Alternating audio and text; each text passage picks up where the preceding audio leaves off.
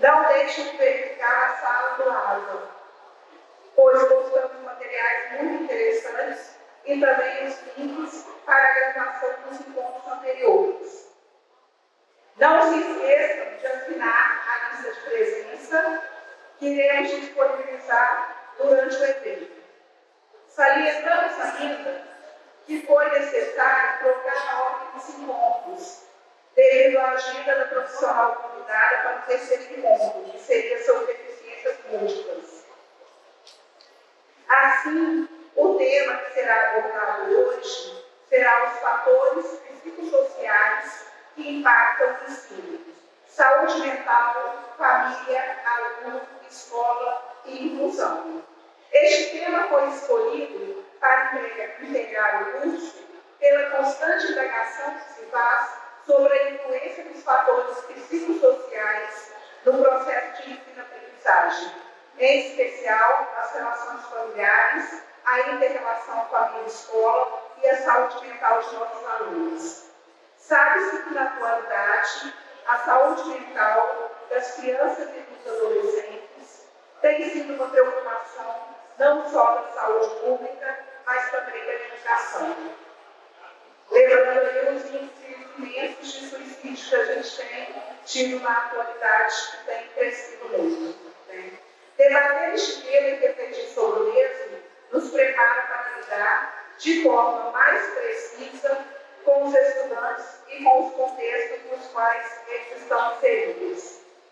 A especialista que irá conduzir os trabalhos de hoje será Nádia Alvim, psicóloga educacional no campus Bambuí.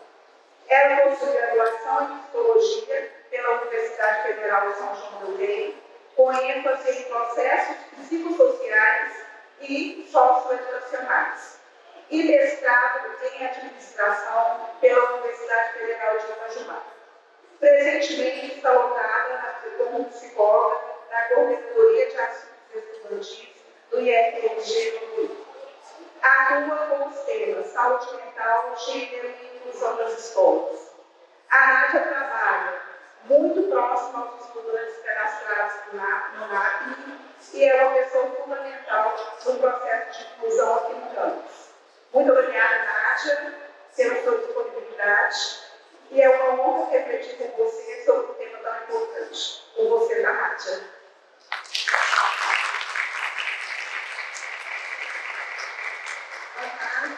Pessoal, sejam todos bem-vindos novamente, né? Tivemos umas férias, está todo mundo descansado, mas está todo mundo agitado também, né? Vocês estão café, seu reencontro, né? Mas a gente vai tentar aqui ter uma conversa que surgiu a ideia de trazer esse tema, né?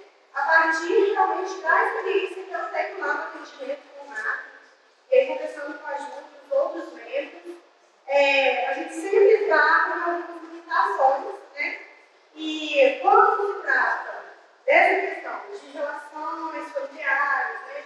Como a gente vai trazer a família para se envolver, a gente vê que a escola, às vezes, fica ainda mais limitada. Então, em função dessa dificuldade que às vezes a gente tem mesmo, e nós pensamos em trazer esse tema aqui de hoje.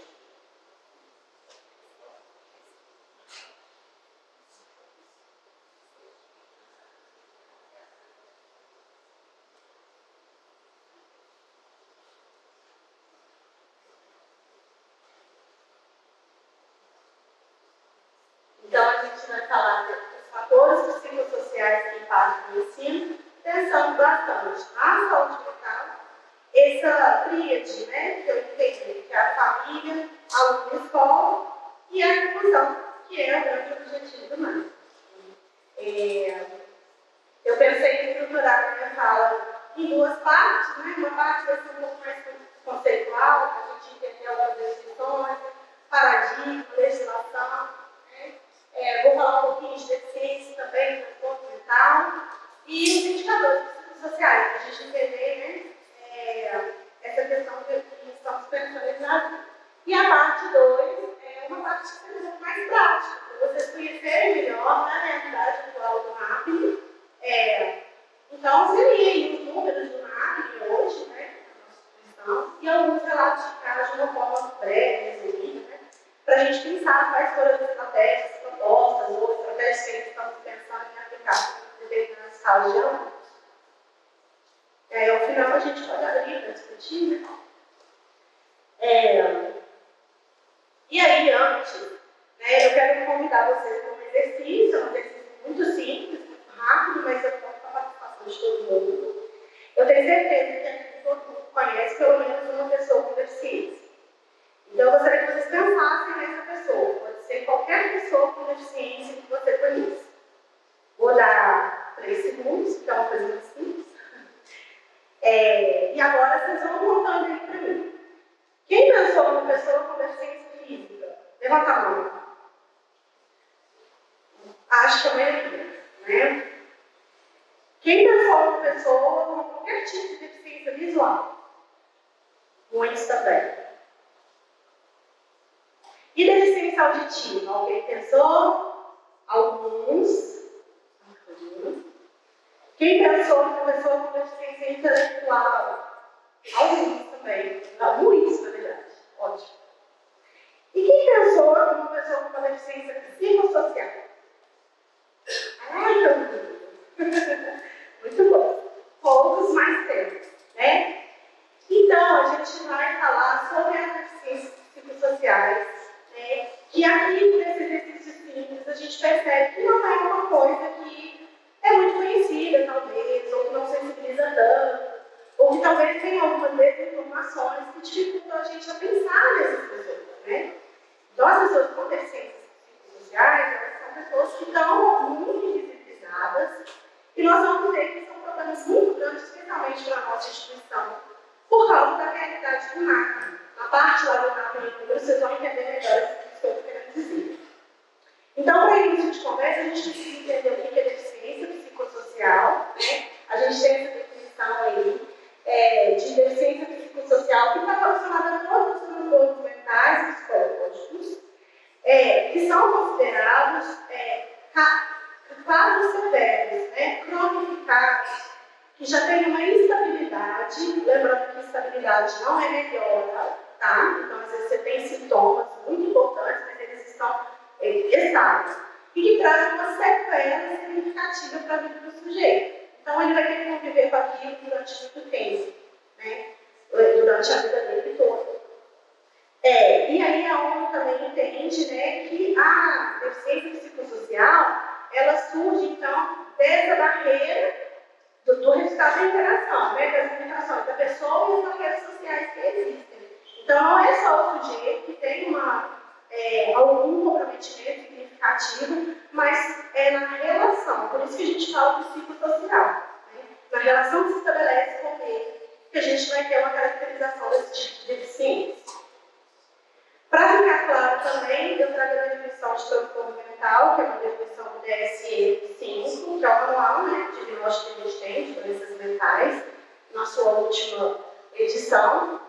Então, fala de uma perturbação clinicamente significativa na cognição do sujeito, na emoção, nos comportamentos, em todos os processos que dizem respeito também ao funcionamento mental.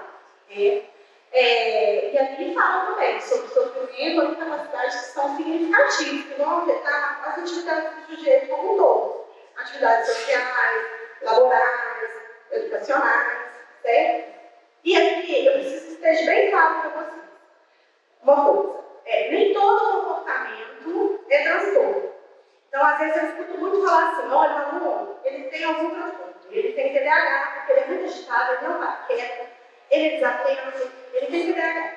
Então, não, gente, nem todo comportamento é transtorno, tá? Ah, mas ele tem todos os sintomas. Ainda assim, não. Por quê? Os transtornos, eles são diagnosticados não só por sintomas, mas também por outros critérios, né? Então, é um perigo quando a gente abre o Google lá, digita no Google, né? O que eu vejo? Aparece lá, pessoa tem pensamento muito acelerado. Vai aparecer uns 3 ou 4 tipos de transtorno. Se vocês conhecerem o DSM, então, uma coisa massa assim, de manual, vocês vão se identificar em tudo, porque ali fala da condição humana, né? Então, uma coisa ou outra a gente vai se achar.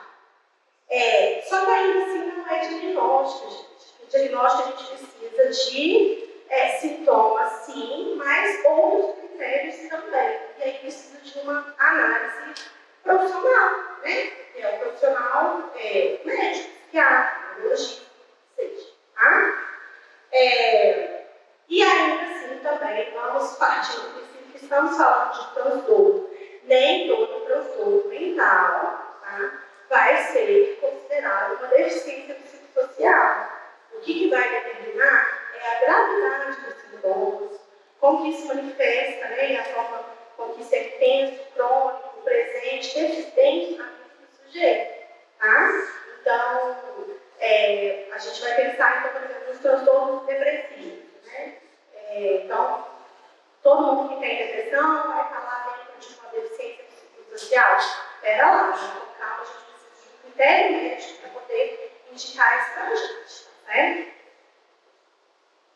Bom, e aí, por que surge essa categoria de deficiência psicossocial que poucas pessoas conhecem, ou né, às vezes até nunca tinha parado para pensar com esse nome, né? Enfim.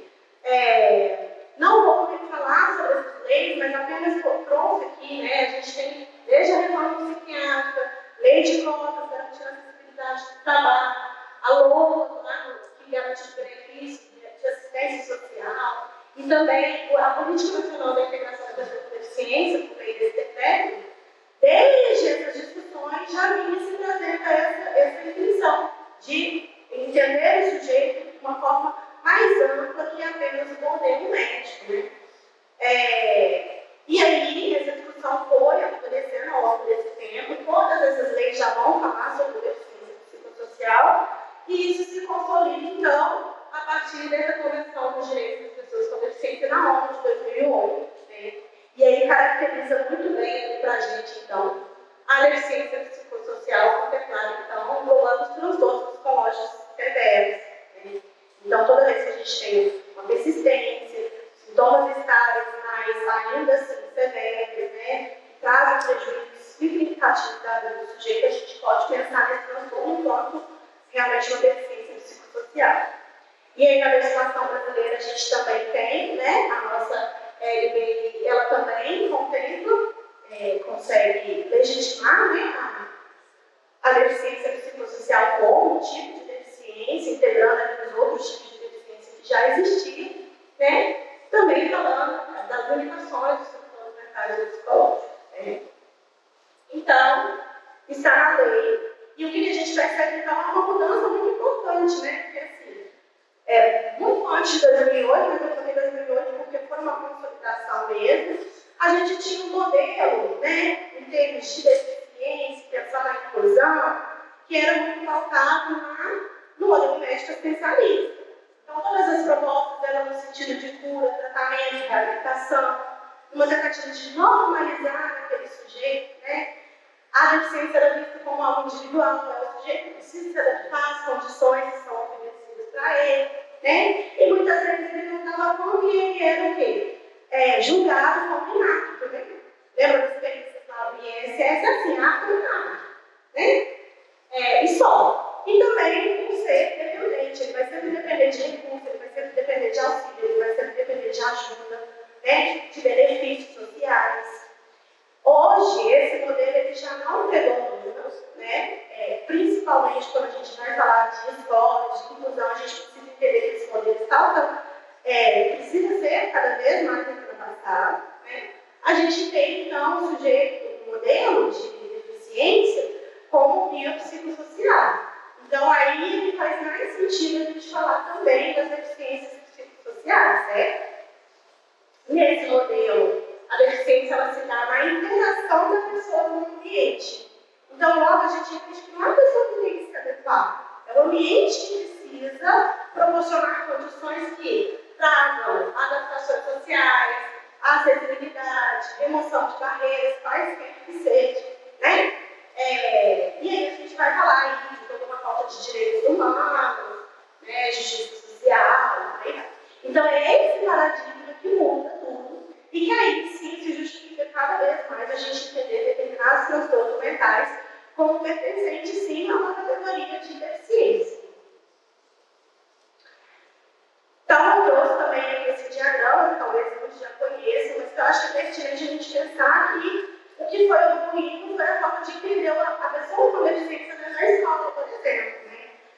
Há muito tempo atrás, né, a gente tinha modelos totalmente excludentes, essas pessoas ficavam apartadas da sociedade, elas não estudavam, né, ficavam em colônias de tratamento, internados, enfim. Né. Superamos esse modelo, acredito que sim, e passamos para o modelo de segregação, que é quando você tem uma bifurcação na educação. Né. Você tem a pessoa que não tem deficiência vai para a escola regular, e a pessoa que tem deficiência vai para a escola especial. Especial em quê? Em deficiência, né? Em lidar com pessoas com deficiência. Os modelos estatais, por exemplo, ainda característica, a gente ainda tem resquícios desse modelo de educação, mas a legislação trouxe também mudanças que passou a nos colocar diante do modelo que é mais integrador. Né? O que a integração faz? A legislação, quando ela obriga a escola regular, matricular com deficiência, ela está propondo uma integração. Significa que a pessoa com deficiência ou a pessoa sem deficiência, ela precisa conviver no mesmo espaço. Né? Mas isso ainda assim não é inclusão. Isso ainda assim não é inclusão. Porque a gente observa na prática que vão se tratando ainda como se fossem subgrupos, né? E acho que a imagem representa muito bem. A gente continua ainda tratando os alunos com deficiência ali num nicho mais específico, com determinadas abordagens, e os outros alunos que estão ali, né, no geralzão, com as práticas mais habituais nisso. Certo? Para a gente ir para o modelo de inclusão é uma outra história. É uma outra história. A inclusão, de fato, ela acontece quando a gente vai lidar com as pessoas com ou sem deficiência como pessoas que são diferentes. Né? Então, as pessoas com deficiência elas têm direitos, que são específicos, é claro, mas isso não as torna especiais, né? Ou com privilégios, mas também não as tornam indignas de estarem ali nos mesmos espaços, nas mesmas oportunidades, certo? Então, a inclusão, na verdade, é uma coisa que a gente precisa estar sempre com muito cuidado, porque o que acontece muito é a integração, não necessariamente a inclusão. O pertencer no mesmo espaço é um outro processo. E aí, a gente cai numa realidade do Instituto Federal, vou ficar aqui delongando, né? Qual é a finalidade do Instituto Federal? Acho que a gente já sabe bastante sobre isso, né? Que tipo de aluno que a gente recebe. Mas tem tudo a ver com isso aqui, ó, os fatores psicossociais. Existem vários modelos, né, na psicologia. Eu trouxe esse modelo em específico. No próximo slide vocês vão entender por que eu escolhi esse modelo. E aí eu já peço uma licencinha, porque é claro que esse teórico não falou que nós poderíamos. Esse é um modelo um pouquinho mais antigo. Esse é uma adaptação minha, mas que mais, acho que pertinente também. Então, a primeira coisa que a gente pensa de indicadores psicossociais é o quê? São fatores que acontecem, né, pensando na questão desse sujeito que é inserido socialmente, que tem aspectos psíquicos ali que são envolvidos, que vão ser fatores ou protetivos ou fatores de risco para o desenvolvimento psicossocial desse sujeito. E a inserção dele realmente nos espaços que ele vai ocupar socialmente. Certo? Então, qual é o primeiro fator? Assim, não é na literatura, não é só esse teórico, é a questão da função socioeconômica. Né? É muito difícil você pensar num desenvolvimento saudável quando você não tem segurança alimentar. Né? Quando as famílias vivem, né, em crises financeiras, às vezes com muitas dívidas, não tem uma casa decente para morar, condições adequadas de moradia, isso, né, diz a condição socioeconômica, certo? Então, aqui, né, nós trabalhamos com esse público. São alunos que são vulneráveis socioeconomicamente, em sua grande maioria. Não trouxe os números, mas a cada ano que passa, os números de solicitações de benefícios da assistência estudantil eles aumentam, né, exponencialmente, os recursos, infelizmente, não estão acompanhando esses pedidos, né? Então, é uma questão, certo? Outra questão é o ambiente familiar, e aí o ambiente familiar em toda a sua dinâmica não importa muito a configuração familiar. É claro que a literatura mostra para a gente que as famílias que são muito numerosas, elas vão ter problemas bem mais específicos em relação ao desenvolvimento psicossocial, né? Porque são ambientes um pouco mais caóticos, oportunidade de ter a questão da atividade, do cuidado das crianças, né? Mas a configuração não importa tanto. Né? Hoje a gente percebe muito claramente, nós temos muitos alunos que são filhos de mãe solo, né, por exemplo, e que ainda assim a relação é muito difícil. Então, esse ambiente familiar diz a qualidade da dinâmica familiar, da interação, das práticas parentais. A literatura mostra que as práticas parentais são baseadas no modelo punitivo ou no modelo de monitoramento negativo, aquele controle excessivo, são as mais prejudiciais para o desenvolvimento do sujeito. E aí eu só me lembro assim, das reuniões dos pais, né, que sempre tem aquele pai que fala, eu não consegui a nota do meu filho no sistema. Né? Eu fico pensando, por que essa mãe está tão nervosa querendo ver a nota do filho no sistema? Né? Qual é o objetivo? Né? Então as relações, elas vão interferir nesse desenvolvimento psicossocial do sujeito. Doença mental na família, e a gente vai pensar principalmente na via materna, porque estamos numa sociedade em que as mulheres, mães, né, ainda são as maiores responsáveis dos cuidados, né, dos filhos. Então, tem um impacto mais forte na mulher, que é mãe e que é portadora de outra doença mental. Por quê? Porque a questão do maternário, do cuidado, está comprometida. Né? Pode ficar comprometida de estabelecer vínculo, de estimular uma criança ou adolescente. Né? Além do fator genético, tá, gente? Porque a maioria dos transtornos mentais, eles são de condição genética mesmo.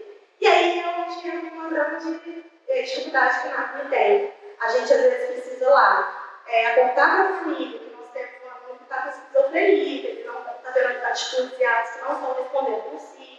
A gente precisa alertar, né, a família, os cuidadores, mesmo iniciando maior de idade. Aí, quando a gente vai conversar, adivinha, né? A mãe também, portadora de esquizofrenia, ou o pai também. Então, a família não tem condição de cuidar, né? Condições psíquicas mesmo de cuidar. Então, quando a gente vai para uma família de um aluno que tem algum transtorno mental, a chance do pai, a mãe dele, a tia, a avó, os irmãos, é muito grande. Vocês devem perceber, às vezes, em sala de aula, eu tinha um aluno que era TDAH, lá, o irmão dele também tem. Porque são condições genéticas e que também são mais influenciadas pelos fatores ambientais. Né? Além das experiências traumáticas, então a gente está falando de, por exemplo, situações em que os alunos sofrem abusos, violências, aqui cabe também um recorte da questão racial, de gênero, da questão religiosa, né, que são situações desde agressões de todos os tipos a microagressões, né, que podem ser eventos traumáticos. A pessoa que está passando por um luto complicado, né, ou outras experiências, né, alguns acidentes trágicos, famílias. São muitas experiências traumáticas que estão ali voltando, principalmente quando elas acontecem nos anos mais iniciais da infância, né? E que é onde está tendo toda uma estruturação física. Falo também do ambiente social, e aí o ambiente social a gente vai para a rede, né? O acesso que esse aluno tem de escola, de serviços básicos de saúde, que seja um suporte ali do grupo religioso que a família frequenta, acesso à cultura, lazer, entretenimento. Quais são as oportunidades que os nossos alunos estão tendo? Eu fico reparando nessa cidade de Campo Bom não tem um evento público para ninguém, né? Para os jovens, muito menos. E não é só falando mal de Campo não, porque eu tenho certeza que tem muitas cidades que estão carentes de oportunidades de entretenimento, de lazer, cultura, que seja de acesso gratuito. Né? Nós sofremos uma carência muito grande de espaços públicos, né? Que a gente possa conviver, que às vezes até tem, mas não tem condições boas, é calor danado, não é lugar coberto, não tem água. Então, né, são muitas complicações que vão aí pensando no ambiente social. E aí a gente vai falar também da questão escolar, principalmente. Né? Tudo que acontece no chão da escola vai impactar no desenvolvimento psicossocial do sujeito. Né? O aluno, então, por exemplo, sofre um bullying, né? É um fenômeno social que está acontecendo na escola. Se ele encontra suporte pedagógico adequado ou não, se ele consegue estabelecer um vínculo bom com os professores ou não. Então, tudo isso vai trazer uma repercussão. Embora não tenha colocado ali, vale mencionar também a exposição midiática como um grande ambiente social, um problema muito sério, porque os adolescentes estão cada vez mais, não só eles, né, mas assim, estamos falando disso, estão cada vez mais mirando em padrões de vida irreais, né, com expectativas quase que inalcançáveis, padrão de beleza, padrão de riqueza, né? E as coisas não fazem muito sentido, porque assim, parece que o sentimento que gera é sempre de insuficiência. Eu nunca vou ter aquele corpo, eu nunca vou ter aquele carro, eu nunca vou conseguir ser como aquela pessoa parece que eu tenho, né? Então a exposição midiática também tem trazido grandes problemas para a gente, como um todo. Coloquei a pandemia porque é isso, né, gente? O que a gente recebe de aluno pós-pandemia? Vocês sabem muito melhor que eu, alunos do sistema de defasagem escolar durante, eles não aprenderam nada durante a pandemia. Já chegam com algum quadro de saúde mental sinalizando mesmo, né, algum início de transtorno, alguma coisa assim. Então, já são sintomas depressivos, sintomas ansiosos, problemas com autoimagem. E é uma geração que não sabe se relacionar. Não estão interagindo, têm dificuldade de se relacionar, de conviver, tudo isso está muito mais explorado e eu tenho certeza que foi uma sequela muito grande da pandemia. Por isso que eu coloquei como indicador psicossocial, assim, por conta minha, mas é porque eu acho que faz todo sentido para a nossa realidade. E aí, como eu falei, né, o modelo que eu escolhi é exatamente por quê? Porque ele traz qual é a primeira consequência de um desenvolvimento psicossocial prejudicado? Dificuldades escolares. É o baixo desempenho, é a defasagem acadêmica, a defasagem acadêmica, a evasão, entre outros problemas, até problemas de atenção, concentração, memória, processo cognitivo que vão ficando aí prejudicados realmente. Outra coisa que ele fala são problemas comportamentais, que é indisciplina, que a gente vê nos nossos alunos, né? Problemas de indisciplina, problemas de impulsividade, hostilidade, agressividade. A gente vê muito isso em sala de aula também, né? Tem professor que às vezes vem me relatar, nossa, fiquei tão chateada, eu gostava tão daquela turma, mas a minha professora tão hostil. Então, aí, acontecendo, aí, diante dos nossos olhos. E os transtornos emocionais, como eu falei, que não necessariamente seriam transtornos mentais, né? Mas seria alguma sinalização importante em termos de sintomas depressivos, ansiosos, problemas de autoimagem, tudo mais. E aí eu trago a pirâmide de Maslow, eu acho que algumas pessoas devem conhecer. O Maslow foi um teórico que colocou em hierarquia as necessidades humanas, né? E aí, aqui que a gente observa na base da pirâmide são as necessidades básicas. Que é o quê? Necessidade de sono, necessidade de comida, de alimentação, sono, ir ao banheiro, descansar, respirar. São as coisas básicas, viscerais, né? A gente sobreviver, não é nem viver. Subindo a pirâmide, a gente tem um aspecto da segurança, que é você ter acessos mínimos, né? Numa casa, né? Uma segurança física mesmo, de casa, né? Acesso à educação, serviços básicos de saúde, tudo isso garante uma segurança para o sujeito enquanto ser biopsicossocial, certo? Ali no sentido da estabilidade. Subindo os aspectos sociais, e aí sim vem a parte afetiva, que é você estabelecer laços, né? Realmente laços de pertencer a uma família, ao seu grupo de amigos, ao seu lugar de trabalho, entre outros espaços sociais que você possa ocupar aí. E já mais no topo da pirâmide, a gente vai criar estímulo e a autorrealização. A estímulo seria a parte do reconhecimento, né? Você ocupar um lugar e você ser reconhecido por esse lugar. Certo? Então, aqui eu sou psicóloga, as pessoas me reconhecem como psicóloga, né? Então, credibilidade ao trabalho, na empresa, vocês como docentes também, sala de aula tem, né, o papel do professor, a autoridade do professor, tudo mais. Isso seria a parte do estímulo. E a autorrealização tem a ver com o cumprimento de metas pessoais. Então, assim, não, até o final do ano eu pretendo fazer uma viagem, ficar mochilando 20 dias na América do Sul. Se eu for meta pessoal que eu tenho, eu vou lá e consigo realizar ela, eu vou saber. Né? Não, até o final do ano eu pretendo trocar o meu carro, essa é uma meta pessoal. Tá? Qual é o problema que a gente tem? Né? Que quando a gente fala de um aluno de 14, 15 anos, ou que seja os alunos de 20 anos, que é muito importante ter uma profissão para que você, né, consiga ser alguém na vida, tenha melhores oportunidades. O que a gente está falando? A gente está falando de status, de reconhecimento, a gente está falando ali da parte da estima. Então, é nossa função, sim, estimular os alunos a estudarem, claro, né? Mas é um problema que a gente vai gerando, que gera uma pressão social muito grande e uma pressão interna para esses adolescentes, porque são alunos que não têm necessidades básicas serem garantidas. Então, de acordo com essa teoria, a gente não consegue pensar e estar no topo da pirâmide se tem alguma coisa falhando ali embaixo. A gente precisa primeiro sobreviver, né? Então, é bem injusto e cruel com o aluno que a gente sabe que não está se alimentando, não está dormindo, né? A gente falar que ele precisa fazer inscrição no Enem e fazer escolher um curso superior, né? Então, é uma contradição muito grande, acaba que gera muita pressão social sobre os alunos, uma pressão interna também, porque eles, embora não tenham tanta percepção disso daqui, mas eles se cobram também em relação a tudo isso, né?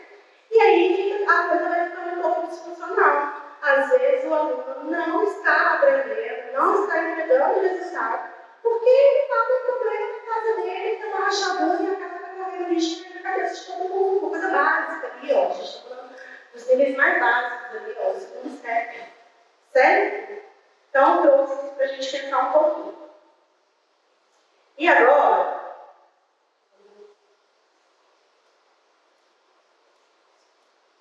a gente vai conhecer um pouquinho melhor do que o marketing traz hoje, né, como realidade, e faz todo, que sai em acordo com essa conversa que a gente está tendo sobre os fatores sociais que são percebidos por mim.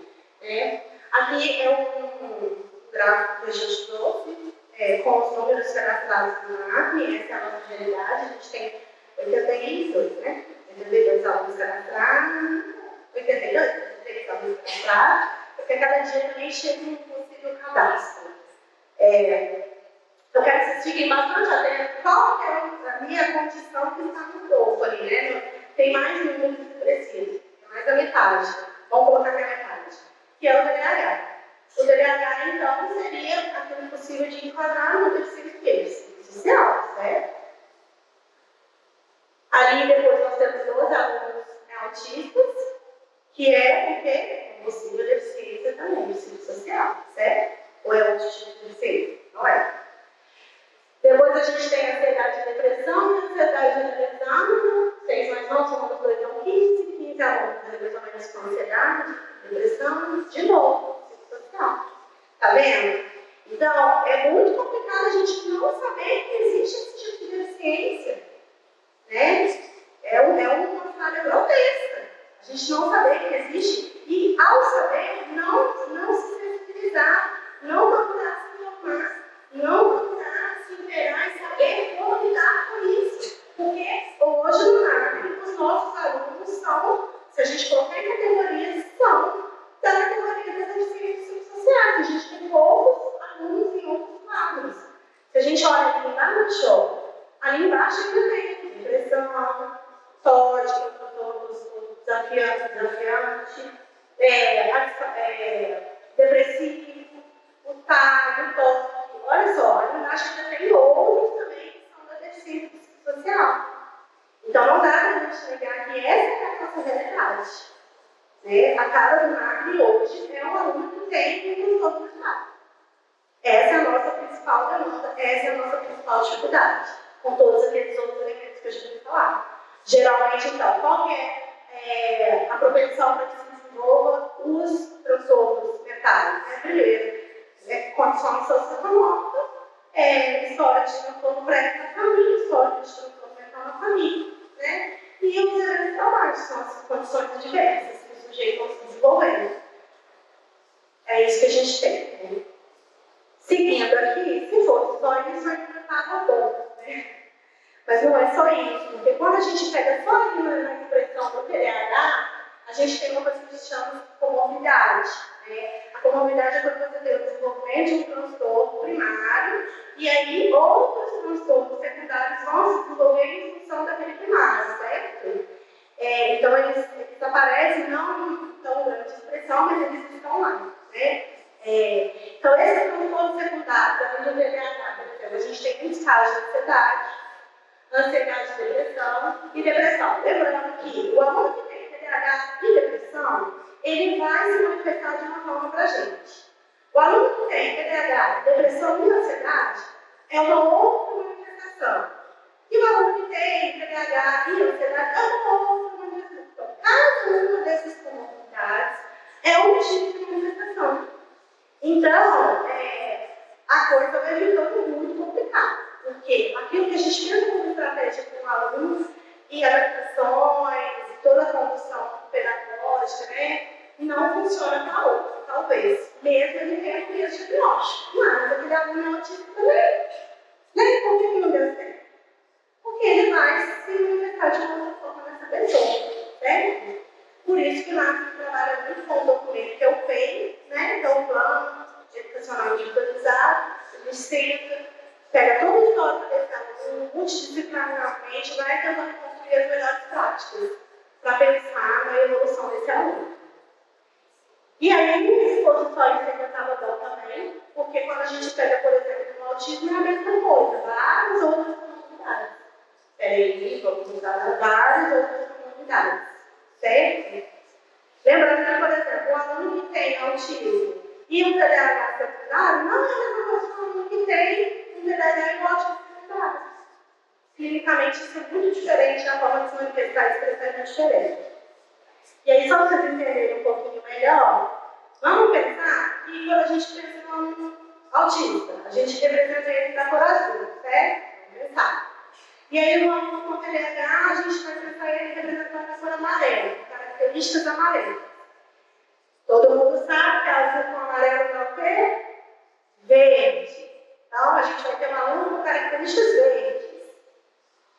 Só que quantos tons de verde vocês conhecem? Existe uma paleta, né? Quando a gente vai construir, pintar uma casa, vai lá, né? Paleta souvenir. Uma maravilha. Tom de verde é o mais velho. E se a gente pensar que existe uma paleta muito ampla também de azul, para combinar ainda mais com uma paleta muito ampla de tons amarelos, né? Quantas vezes a gente vai dando essas combinações? Por isso que nem todo aluno que tem o mesmo diagnóstico vai ter a mesma característica, tá? Então, por isso que a gente precisa ter um olhar bastante individualizado mesmo para esse sujeito. E aí, pensando nisso, já caminhando um pouco para a parte final, realmente, eu trouxe aqui alguns trechos de estudo psicológico para a gente conversar um pouquinho sobre casos, né? Nessas experiências que a gente vai ter, coisas que a gente foi pensando, tentando construir, só para tentar trazer um pouquinho de exemplos mais práticos para vocês, porque eu percebo que às vezes vocês até entendem, né, como são as atividades do NAP, mas na prática tem mais dificuldade de compreender isso, né? Essa aluna no estudo psicológico falou o seguinte: acho que eles estão com medo de falhar, de errar. Eles esperam muito, vai chegar lá, o que eles vão achar? Porque está bem ruim. Se eu não terminar, e aí é especificamente o TCC, ninguém vai se decepcionar. Então, lembrando que essa aluna sofria de ansiedade social. Ansiedade social é um tipo de transtorno que a pessoa tem medo de desempenho dela. Não é só desempenho acadêmico, é desempenho em qualquer situação. Se ela vai ali comprar uma coxinha, ela tem muita dificuldade, porque as pessoas que estão olhando vão avaliar ela negativamente. Então, tem muito essa perspectiva da avaliação negativa sobre si, né? E, ao mesmo tempo, é um quadro de intenso perfeccionismo. Essa aluna, por exemplo, ela não conseguia entregar as atividades porque não estava perfeito, não estava bom. Então, ela entendeu que a única forma dela não errar era ela não terminar, ela não fazer. Então, ela começou a não fazer as atividades. Ela começou a não fazer o TCC. E aí, as intervenções psicológicas foram no sentido de trazer outro significado para a infância, né? Então, tinha um problema de entender, um erro, né? E também no sentido de ampliar toda essa rigidez cognitiva dela, né? De achar que tudo tem que ser perfeito, tudo tem que ser redondo, não pode ter falha, para que ela pudesse, de fato, conseguir entregar.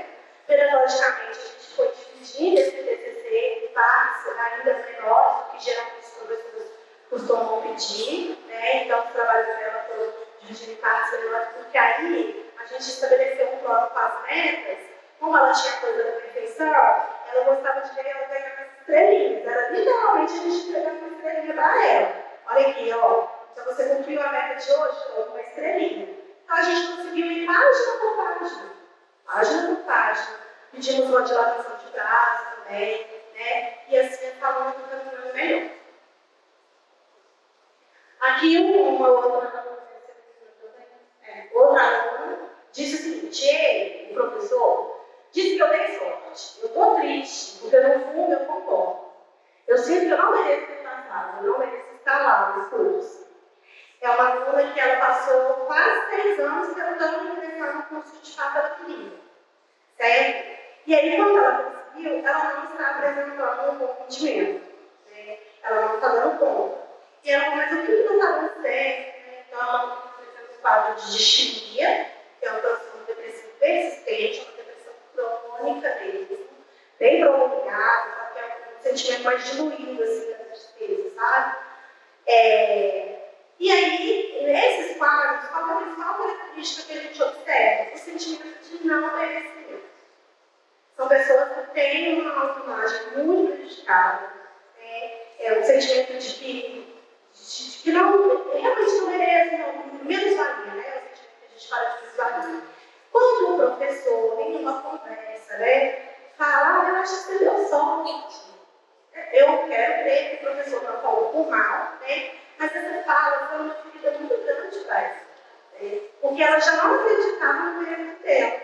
E aí o professor fala que foi sorte, sabe? Então ela estava em ponto de cancelar a matrícula, tinha muitas dificuldades familiares, dificuldades financeiras importantíssimas, mesmo sendo uma aluna da base gigante, né? Então o trabalho que a gente teve foi, em termos de dimensão psicológica, foi primeiramente mostrar para ela que ela precisa ocupar a cadeira que ela conquistou, né? Ela conquistou o espaço de estudante curso tal, foi pela porta da frente, é mérito dela sim, com todas as adversidades, a gente foi trabalhando, dando outro significado para isso, né? Trabalhou muitas questões da ferida emocional que ela tinha, de humilhação, de se sentir menosprezada, de improvida, né? E tudo isso foi sendo trabalhado, estamos em trabalho ainda.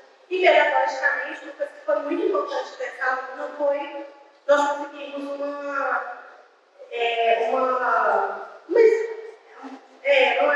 tutora, né? Uma espécie de uma tutoria, né? Uma pessoa que vai estar com ela mais próximo mesmo. Isso foi muito importante, porque ela criou um vínculo com essa servidora, que se dispôs voluntariamente para acompanhar e estudar com ela, e ligar, e perguntar se tudo bem, não está, né? Então, assim, é um trabalho que a gente precisou mesmo de ter uma pessoa mais perto, para ser uma figura de referência, para rever tudo isso, e para trabalhar mesmo no motivacional dessa aluna. Não, hoje você vai conseguir sim, hoje você vai ver. E aí, o mais bacana é que no resultado que a gente teve, que ela estava matriculada em 7 disciplinas, e ela foi aprovada nas 7 disciplinas pela primeira vez em toda a vida dela de graduação, ela passou em todas as disciplinas. Então, a gente considera caso de sucesso. Aqui eu trouxe também um relato de um aluno que é autista.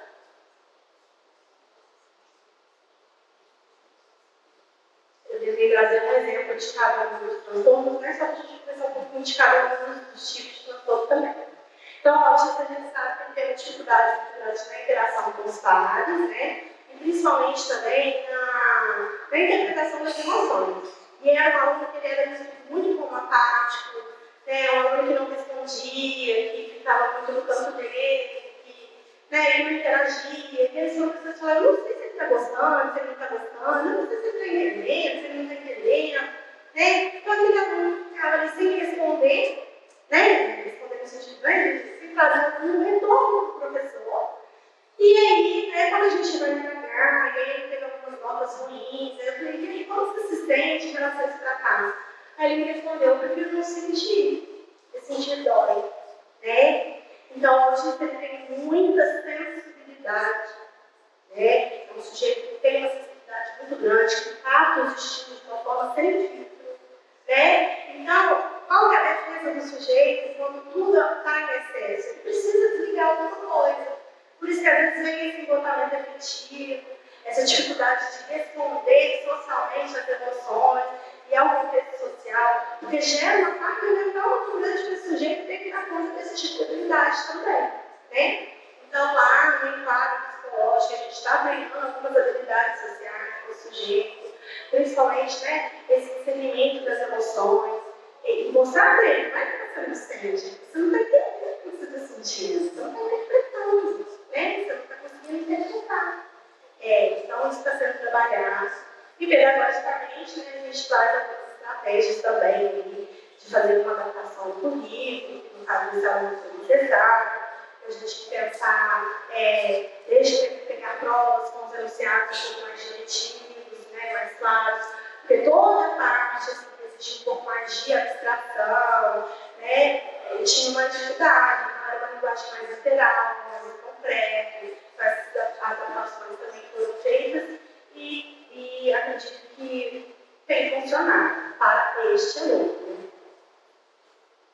Aqui, mais um caso, essa aluna disse o seguinte, em conversa com ela eu descobri, era uma aluna brilhante, fantástica, ela tem altas habilidades para educação. Aí, só uma ressalva, a supereducação não é um transtorno, não é uma patologia, não tem tratamento, é uma qualidade da cognição humana, né?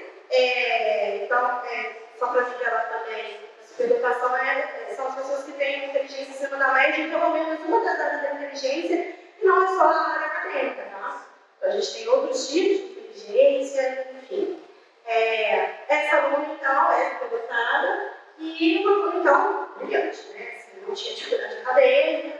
Só que o que começou a acontecer, ela começou a cair no desempenho de uma hora para outra, assim, e aí entendendo ali o que está acontecendo propositalmente. Vou explicar para vocês. Ela disse o seguinte, eu estou cansada de ficar as pessoas para me provar. Então, as pessoas que têm essa superdotação, elas apresentam uma coisa que a gente chama de efeito mestre. Mestre em inglês mesmo, mascarar. Elas começam a mascarar as suas qualidades, as suas facilidades, as suas características, para poder realmente nivelar. Porque elas percebem, elas são muito inteligentes, elas percebem que o outro tem uma inteligência mais inferior, o outro não vai acompanhar o raciocínio dela. Então, ela começa realmente a se diminuir o tempo todo. Isso traz problemas na autoestima, isso traz problemas na autoimagem, isso traz problemas no desenvolvimento como um todo. Então, essa aluna tem relator. Chega na hora da prova, eu erro de propósito. Porque eu não quero que meu professor me veja como alguém estranho, esquisito. Né? E eu não sabe mais que os professores. Sabe muito mais que os professores, porque se incomoda também. Né? Então, ela percebe esse desajuste, desafia o professor e a sua autoridade. Então, é uma condição muito difícil de lidar, embora não seja um transtorno, e também a termos da lei, também entende que são pessoas que têm direito à educação especializada, né, o atendimento da educação inclusiva e tudo, tá? E aí, psicologicamente, a gente tem que trabalhar com essa aluna, porque a questão de trazer desafios no currículo dela, né? Ela precisa de atividades que a desafiam o tempo todo, e é muito desafiador também para todo mundo que convive com ela, porque o que você propõe hoje aqui, ela consegue resolver em 4, 5 minutos, e aí amanhã já tem que pensar numa outra coisa, né? E aí nós somos média, inteligência média, superior, a gente não se dá conta, né? Então é difícil, é desafiador. E aí, pedagogicamente, foi feito também, né? De tentar pensar estratégias que trazem um enriquecimento curricular para essa aula.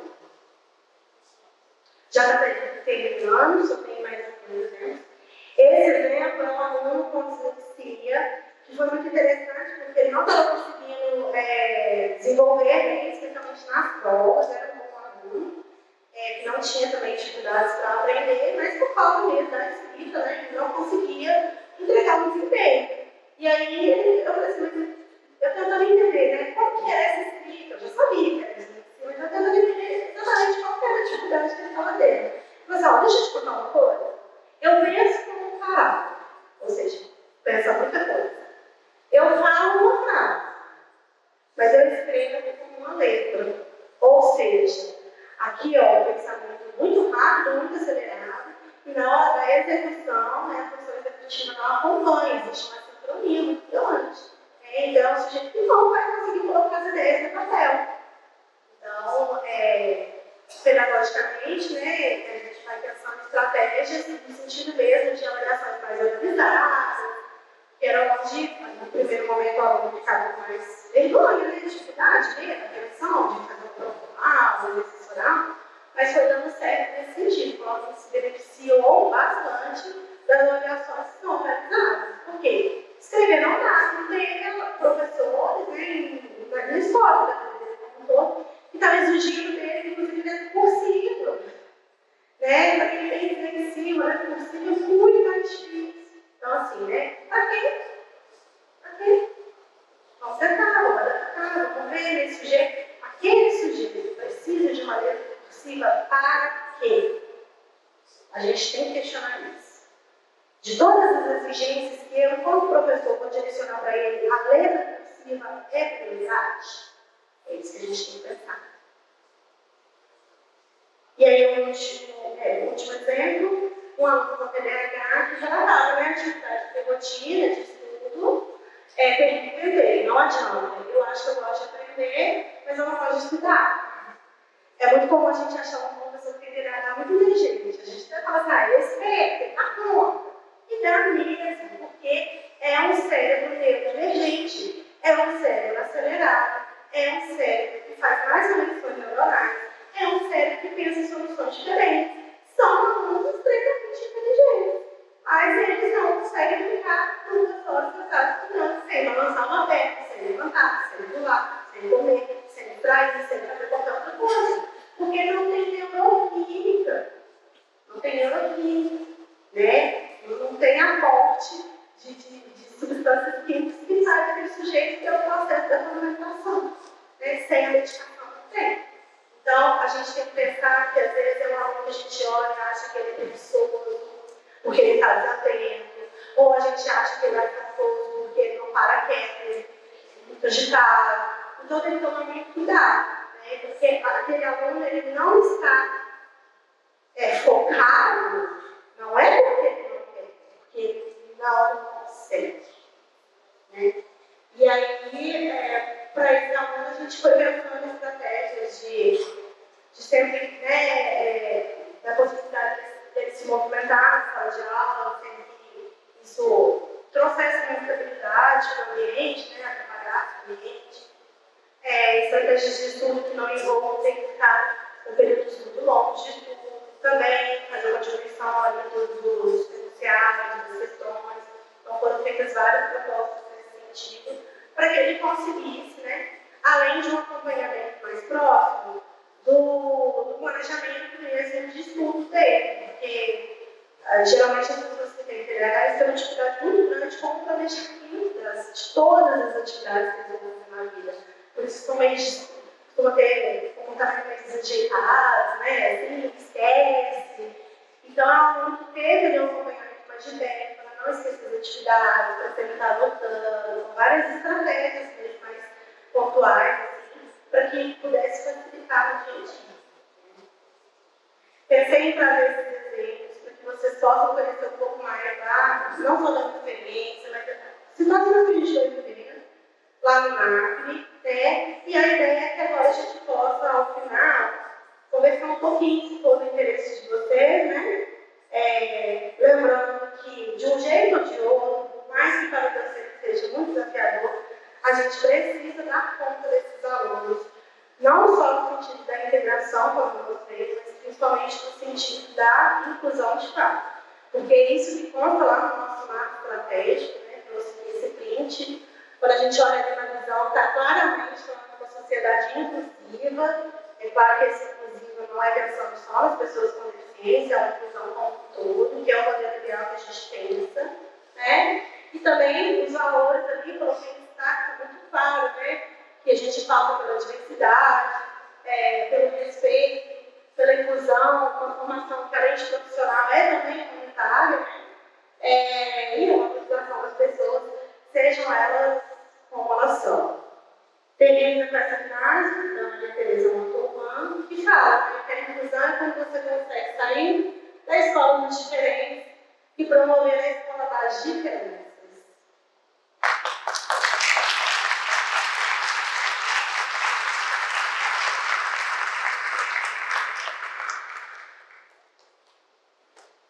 Obrigada, Nádia, brilhante, né? E o que a Nádia fez hoje com a gente, né, Nádia? Eu acho que, eu até escrevi aqui, né, que você trouxe os nuances da vida, né? E dos encontros que a gente tem aqui na escola todo dia. E durante a vida também, né? Dos nossos encontros da vida. Agora, como que a gente vai lidar com isso tudo sem ficar angustiado demais? E porque a angústia ela pode paralisar, mas ela também pode nos fazer mover. E eu acho que os encontros que a gente está tendo aqui do NAPNI é no sentido de provocar essa angústia, porque a gente só se torna um bom profissional quando a gente se angustia com a própria prática. Não tem como a gente fazer uma prática onde a gente não pensa sobre ela, mas essa angústia também não pode crescer a ponto de nos paralisar. Então, a ideia é como que a gente aqui, coletivamente, pode começar a pensar essas questões, né, e não se angustiar e nos mover para a gente fazer diferente. A palavra está aí aberta. Eu tenho algumas ideias sobre isso, né, mas vou deixar vocês falarem também. Quem quer falar?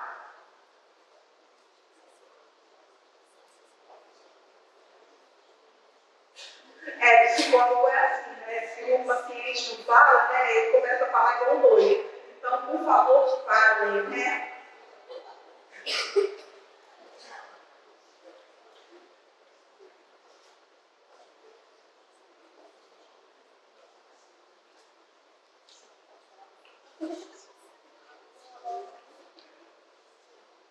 Alguém tem uma pergunta aí, alguma questão, algum caso que queira relatar?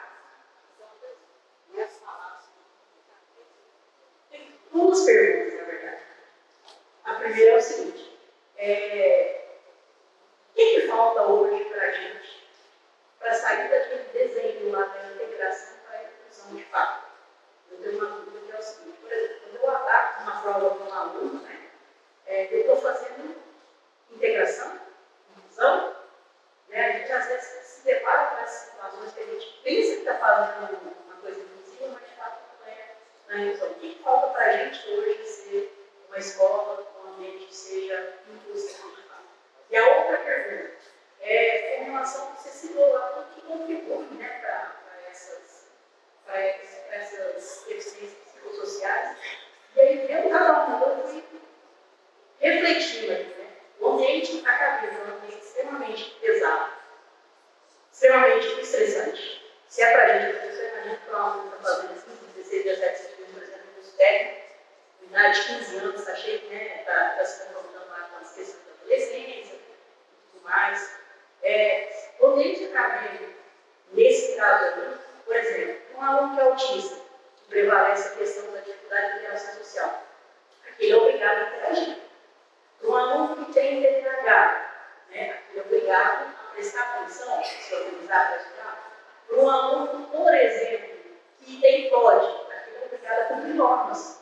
Né? O ambiente acadêmico hoje, você acha que ele mais agrega para a evolução da pessoa, ele mais contribui, ele mais dificulta, aumenta mais essas questões, né, divergentes que essas pessoas encontram. Eu, particularmente, ainda considero o ambiente acadêmico, desde a produção da professora, um ambiente extremamente estressante, muitas vezes tóxico, eu diria. Né? A gente está falando de alunos que estão com problemas de ansiedade generalizada, tem professor que está fazendo pergunta, está cobrando muito, está exigindo que o aluno dê o que ele tem. Né? Então, a sua posição com relação a isso, você acha que pode contribuir mais? Ou é um fator agravante que poderia não entrar como, né, aqueles fatores que contribuem, mas que possam dificultar esses dilemas que essas pessoas enfrentam todos os dias? Então, tá.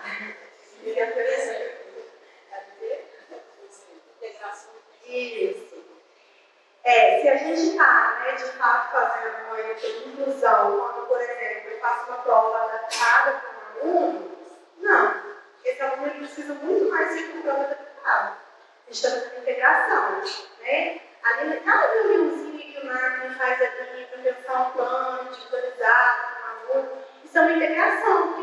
faz? Esses alunos, eles estão aqui, né?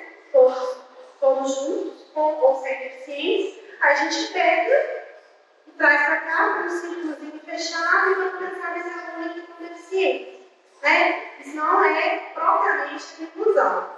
A gente vai garantir a inclusão fazer a inclusão quando a gente consegue garantir muitas outras coisas para além de uma adaptação de prova. A gente consegue garantir que esse aluno está sendo respeitado, né, que ele não está sofrendo bullying, e todas as necessidades dele, para além da deficiência, está sendo supridas. Então, eu acredito muito que para a gente viver, para a gente fazer a inclusão, a gente precisa viver a inclusão. Né? E aí, já pegando um gancho para aquilo que você falou sobre a questão do ambiente acadêmico, a gente fala muito, né, sobre a pressão acadêmica mesmo. A gente tem que tomar muito cuidado, porque o que acontece? Quando você vai ter um filho, por exemplo, é muito comum você ir lá e reproduz toda a sua criação, tudo que você viveu lá no seu filho. Se você apanhou, você vai bater. Entendeu? Então, isso é clássico. E aqui, vocês, os alunos, vocês fazem a mesma coisa.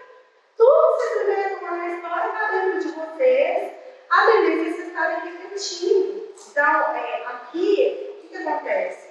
De repente, o aluno está apanhando, né? É o aluno que vai ali sofrer as consequências de uma pressão que vocês mesmos estão vivendo, né? Seja acadêmica, seja profissional, certo? E aí, como que a gente vai para garantir a inclusão? Como que a gente vai poder, né, não reproduzir esses ciclos? Então, eu penso que primeiro a gente só dá conta mesmo de promover a inclusão, pensar em estratégias importantes e que funcionem, e de mudar um pouco esse cenário, quebrar esse ciclo de violência da pressão acadêmica, de violências de todos os tipos, microagressões o tempo todo, quando a gente, de fato, se propõe a ser um ser humano melhor. Porque não adianta. Se eu não sou um ser humano que tem determinados valores, da minha integridade, da minha intimidade, eu vou para qualquer espaço, eu não vou mudar, eu vou ser diferente. Entendeu? Então, hoje aqui a gente está fazendo o quê? A gente está plantando uma sementinha, discutir inclusão, isso é muito importante. Mas eu posso sair daqui, discutir psicólogo, algumas coisas interessantes, eu estou pensando sobre isso, e aí, de repente, eu estou andando lá na fila e não consigo entender por que tem uma pessoa que está entrando na fila do pão para comprar o pão primeiro, antes de mim. Eu fico questionando a deficiência que essa pessoa tem, né?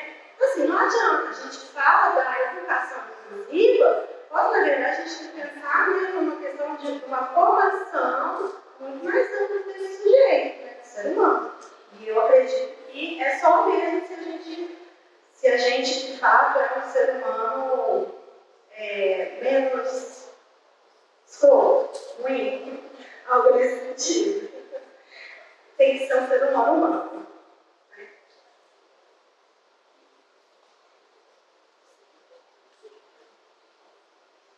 Mais alguém?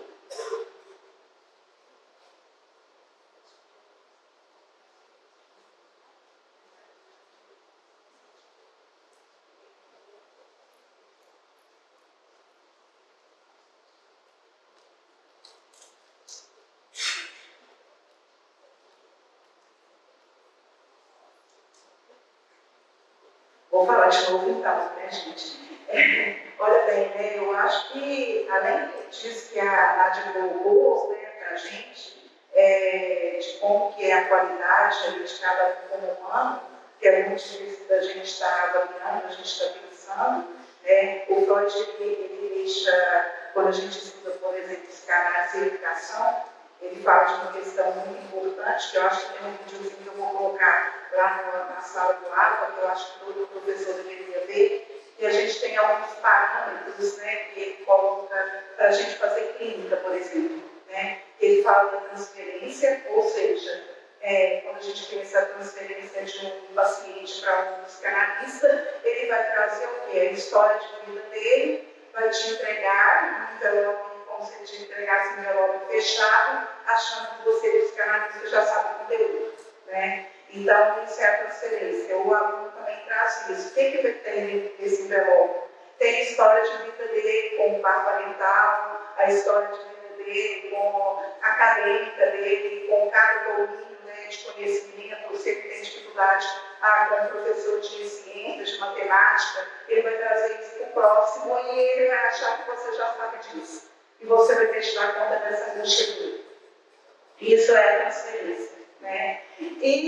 Mas ele fala também que a gente faz uma transmissão, né? E quando ele fala de transmissão em psicanálise, ele fala que a gente, então, vai falar de inconsciente para inconsciente. Então, tem algumas coisas que você vai falar na sala de aula, por exemplo, que o seu aluno vai entender outra coisa. Aí, que professor aqui que nunca chegou o aluno para ele e falou assim, aquilo que você falou, professora ou professor, e aí você fica falando, gente, mas eu falei isso? Que dia que eu falei isso? Da onde que ele tirou isso? Você falou isso, né? Porque numa palavra que você disse na sala de aula, ele voou para a própria vida e aí você, de alguma forma, levou ele a pensar naquilo. Então, ele traz isso para você. Então, eu acho, né, quando a gente fala dessas questões, né, de como a gente vai lidar com esses alunos na sala de aula, e a Nádia coloca muito bem, tem algo da gente aí, da nossa formação, e eu acho que é importante a gente estar falando disso aqui, porque a gente tem curso de formação de professor aqui, então, que professor que a gente está formando na licenciatura, que discussão que a gente está fazendo. Então, para além de pensar em cada um, a gente ainda tem de pensar na questão da equipe, né? Eu gosto muito de um autor que chama Christophe Béjou, ele trabalha psicodinâmica do trabalho, e ele fala assim, o que não vai nos salvar a nossa saúde mental enquanto trabalhador dentro do ambiente de trabalho é a solidariedade, é o compartilhar.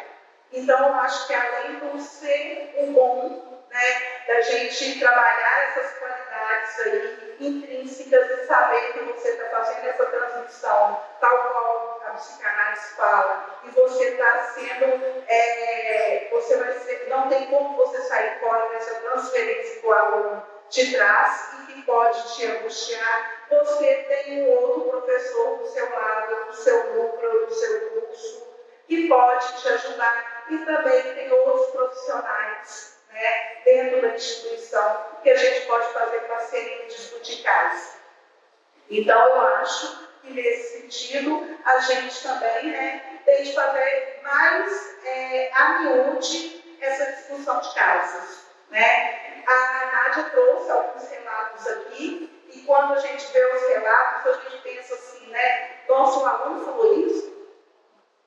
Né? Parece da literatura, o aluno falou isso, ele falou isso, né? Mas a gente não escutou isso.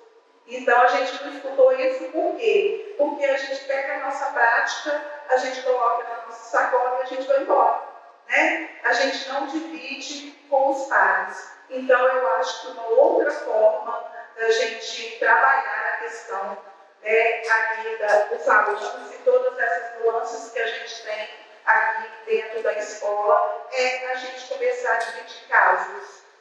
A gente fazer aquilo que se fazia muito antigamente, quando a gente tinha salas de professores coletivos, né? Não sei quem já trabalhou em escola assim, mas que na hora do intervalo todo mundo tinha um caso para contar e todo mundo tinha uma opinião a dar. E naquele momento do café, onde a gente todo mundo discutia a aula de todo mundo e as dificuldades que todo mundo trazia, né? Aí a gente chegava a algumas conclusões e a gente construía coletivamente o que é ser professor.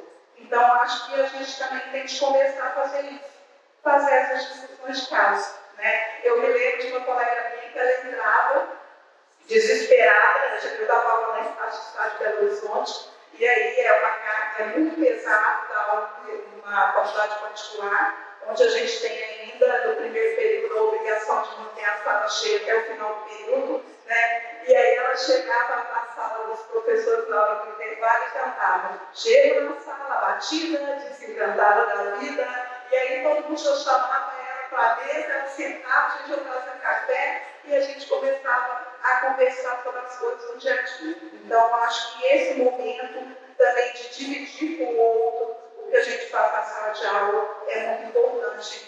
e nos ajuda para construir coletivamente o nosso fazer de professor. Pergunta também, como que a gente vai fazer isso? Coletivar, né? Discutir, pensar. Não tem respostas prontas. Não tinha uma pergunta.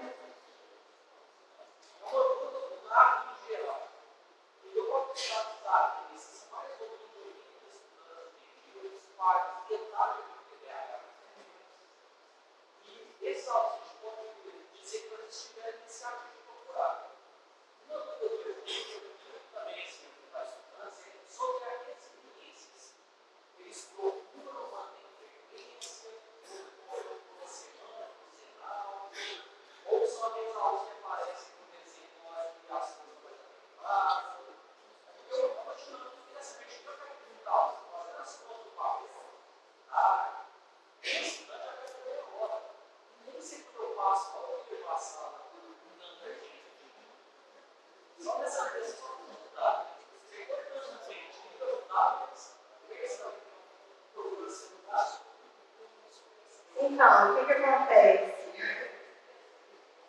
Mais ou menos assim, quando a gente vai dar uma festa, a gente convida 100 pessoas. Quem vai se diverte com aquilo da roupa, né?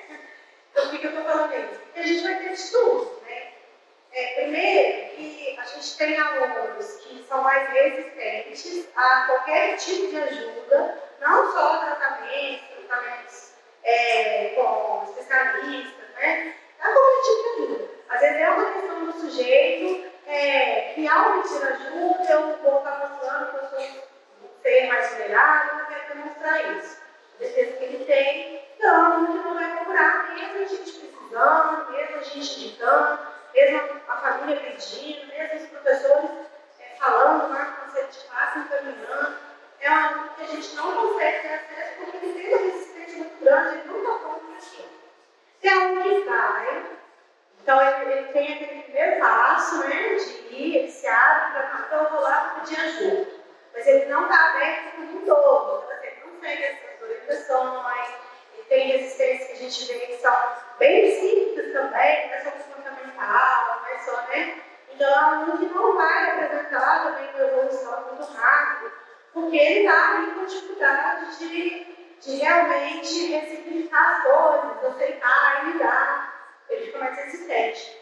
Alguns quadros de transtorno mental é característico do transtorno. Uma das coisas mais difíceis que a gente tem de fazer é um tratamento adequado para uma pessoa que tem esquizofrenia, por quê? É uma pessoa que ela está, né, vivendo uma realidade à parte, né? Então ela está ali num mundo que é um pouco dela, né? Esse mundo aqui agora. E como você vai fazer esse sujeito entender que precisa tomar um remédio para ele, né? E aí ele perde a visão secundária, porque ele toma remédio, ele fica com os pensamentos mais calmos, é um sujeito que não se reconhece com pensamentos calmos. Ele fala, esse remédio não me fez bem, não. Eu comecei a pensar esquisito. Então tem muitas resistências, tem vários que são mais resistentes, alguns transtornos do humor, principalmente com polaridade, as psicoses. É muito difícil a gente acessar esse pessoal, viu? É muito difícil, porque aí é do quadro também. Agora, temos alunos que não tem um protocolo de frequência, vai depender da demanda que é apresentada, vai depender da evolução que o aluno está tendo, do suporte que ele está precisando, né? A gente tem alunos que acabam frequentando um pouco mais, tem aluno que só aparece quando o bicho está pegando, mas no geral, o que a gente observa como um fator decisivo para a lesão desses alunos? O vínculo que é estabelecido. Então, tem aluno que não chega lá no NAC, o dia que olha a carinha da Júlia, a Júlia com essa carinha foi inofensiva, e fala, não vou lá, não dou conta dela. Mas aí vê a moça, vai e entra. Ou então, me vê e entra. Tem aluno que se me vê, atravessa. Vai embora da escola, vai me ver. É um vínculo que se estabelece. É por isso que é muito importante o NAC ter muitos membros, pessoas ativas, com perfis diferentes, que tem acesso a alunos de diversos cursos, de diversos projetos, de diversos espaços, que cada um com a sua característica, pode acessar o aluno que tem alguma outra característica. Não é todo mundo que vai ter um jeito compatível com a arte, são pessoas que voltam, né? Enfim. Tem gente que tem uma compatibilidade com uma pessoa que tem um período de namoro um pouco mais fanática, né? Enfim. Então tem essa coisa do vínculo. Isso é que é importante ser construído, por isso que a gente valoriza uma composição do nada muito heterogênea, tanto em termos de formação profissional, experiências profissionais, exatamente perfil profissional, perfil de característica humana mesmo, né? Porque aí a gente consegue garantir um pouco mais de adesão desses alunos. Só completando, João, pensando nessa diversidade de alunos, né? E assim, a equipe lá do NAP, que fica todo dia lá, a Júlia, a Neide, né? É muito pequena, então, e a gente sempre abre no início do ano para novos membros, né? O que a gente fez? A gente criou um sistema de mentoria. O que é a mentoria? Nós dividimos os alunos do NAP e eles não precisam necessariamente ir à sala do NAP. Cada membro do NAP é responsável por fazer um acompanhamento, não um acompanhamento clínico ou psíquico, mas nem pedagógico às vezes, mas de estar monitorando, fazendo essa mentoria, né, de 2, 3, 4 alunos. Então, esse aluno tem, né, o contato com esse profissional, conhecimento do NAPNE, e a gente, esporadicamente, ou em datas marcadas, né, com o próprio aluno, a gente tem uma reunião com esse aluno. E, então, essa pessoa, né, esse membro do NAPNE, ou eu, a Júlia, ou a Carol, qualquer um aqui, e o aluno que está responsável por aquele aluno, ele tem o nosso contato e a gente faz reuniões. Para quê? Às vezes para ajudar ele, por exemplo, a se organizar para a prova, ou aconteceu alguma coisa que ele está mais agitado, os professores estão reclamando, então a gente chama para ver se ele está tomando medicação, se ele está fazendo a psicoterapia. A gente não entra no tratamento, a gente faz questões pedagógicas, né? Então, a gente acompanha esse aluno no sentido de ver e de auxiliá-lo na vida acadêmica, nesse sentido. E aí, eles não vão todo dia na sala do NAP, porque, como a Nádia diz, alguns nem gostariam de entrar na sala do NAP pela questão ainda, infelizmente, da expulsão. Então, mas eles aceitam, né, alguns têm uma aderência, sim, a essa questão da mentoria, outros não. Eles podem escolher também, se eles não se adaptam a pessoa que está fazendo mentoria, pode escolher uma outra pessoa que está fazendo mentoria, mas a gente faz esse acompanhamento mais contínuo desses alunos, porque são muito alunos. Né? São muitos alunos e, assim, a questão da saúde mental é ainda uma discussão também dentro do NAP, né? Porque, a priori, pela lei, ela não deveria estar, mas vocês viram que os quadros, eles são mesclados. Não tem como também a gente falar que a gente não vai atender essas questões de saúde mental que batem a nossa bolsa o tempo todo, né? Para onde esses alunos iriam também. Então, a gente tem feito nesse sentido e tem dado um encaminhamento melhor, sabe? Mas o convite está feito aí, né? A gente tem também o grupo de estudo, né? A Júlia até riu, porque eu ouvi falar desse grupo de estudo, que eu acho que tinha mais gente. O curso é assim, uma chamada, né? Eu gostei do tema, então deixa eu estudar mais. Aí tem o grupo de estudo também. E aí, o que a gente faz nas reuniões do NAP? A gente discute os casos e a gente faz o grupo de estudo. Então, a gente tenta aprofundar temas e discutir os casos, né, no sentido de dar um melhor encaminhamento. Tá? Mais alguma questão, gente? Só quero contar mais um caso para eu ler. Acho que é muito interessante. Eu estava com uma aluna há um tempo atrás, que ela veio de um estado do Nordeste, muito longe, não vou falar qualquer, senão vocês vão identificar. E essa aluna não estava conseguindo ficar. Todo dia eu chegava chorando, eu não vou ficar, muito longe. Tudo ela falava, muito longe da minha família, estou muito longe da minha família.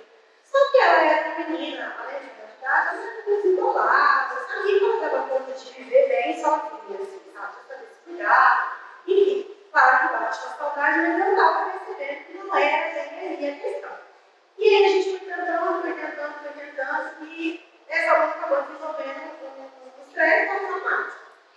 construção de uma adaptação foi muito conturbada, né? A gente tem essa adaptação que é característica de adaptações que são disfuncionais, assim.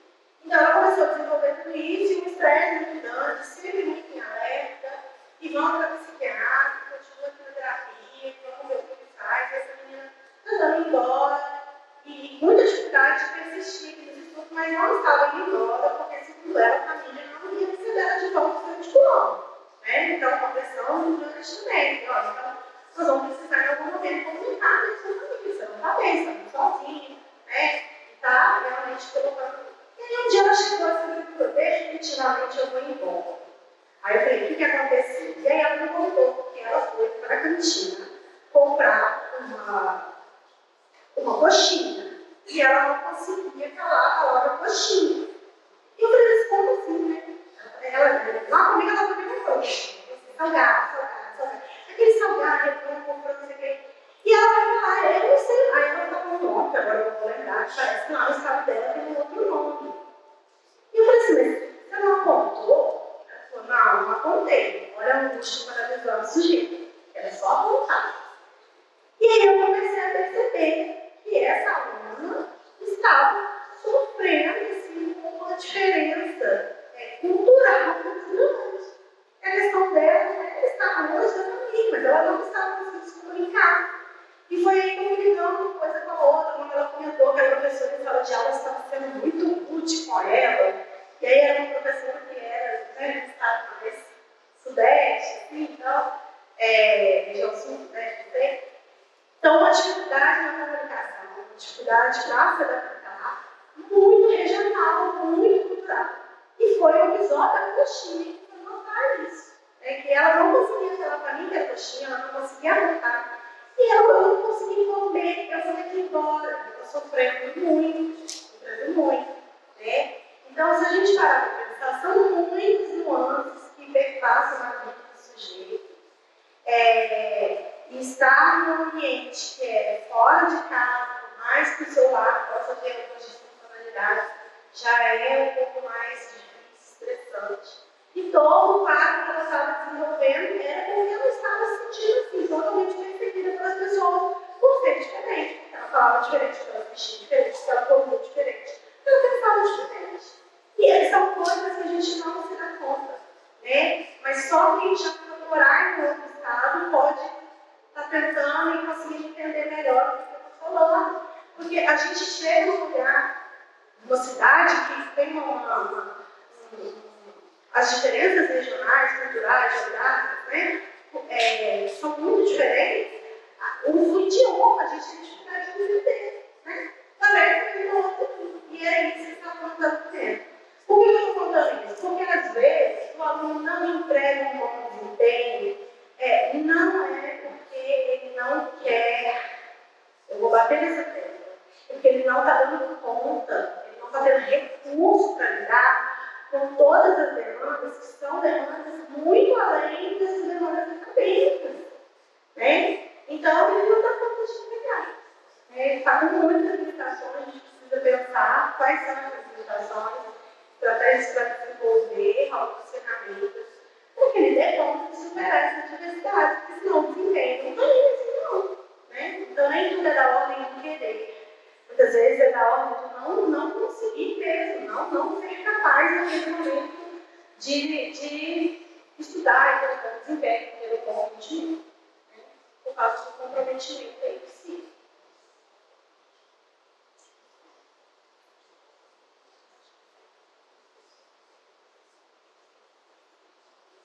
A gente queria alguma pergunta, gente, mais? Alguma indagação? Algum comentário?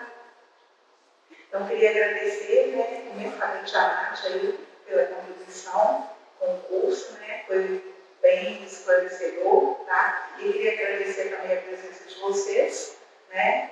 E o próximo encontro, né, Júlia? A gente vai ser o próximo, né? Vai ser dia 23 do próximo mês, né? E a gente insiste, tá, gente? Entrem lá na sala virtual, né? Tem muitos temas e a gente está colocando também o link de cada encontro para as pessoas assistirem novamente, ou quem não pôde assistir, tá? E tem muitos vídeos também, a gente tentou colocar materiais diferenciados, cartilhas, textos, artigos, vídeos, para cada pessoa poder escolher ali o formato que gosta mais de